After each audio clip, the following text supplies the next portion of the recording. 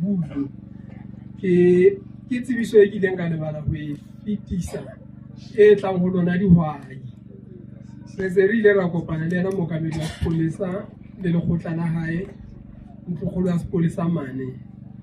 Marena Mahokela le lona mapolesa ho na le mokgwa o re o qapileng e ntse le ho tlatsetsa tabeng ena ya bohokela le bao ke sebetsang le bona ka kgwebo mono.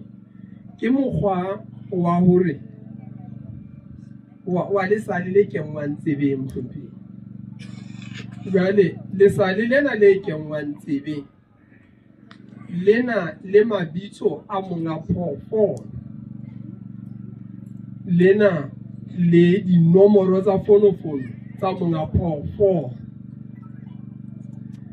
ebile ho entse monyetla o mokgutshwanyane wa hore wena ya fumanang phoofolo eno o bo so penya nomoro ya monga phoofolo hang molaetsa ono o toba ho monga phoofolo jwale hore phoofolo ya hao e fumana sebakeng se itseng. E hlaloswa ka mebala le ka matshwao a yona.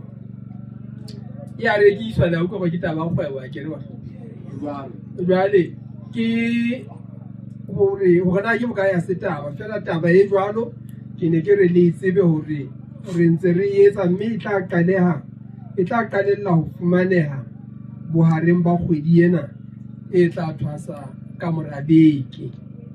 Ele e sebetsa jwang?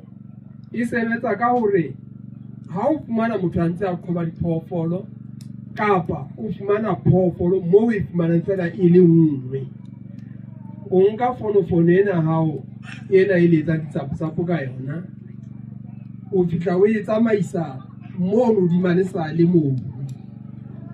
E se re qala dintlha tsena tseo ke di hlalositseng ke hore ha o etsa mokgotsi ntate Ramokwatsi, ha o sa re ke fumane kgomo e phatswa, o se o re kgomo ya ntate Sebonomo ya Ramainwane ke ena mo.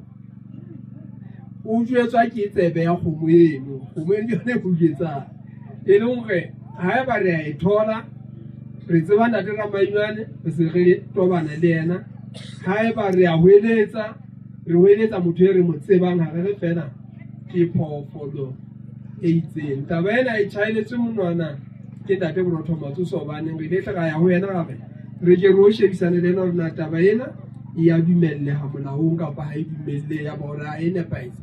Ha se letshwao batswadi ba ka e mehlaki, ha se letshwao, ke mokgwa wa hore o tsebe hantle hore na taba ena ke efe.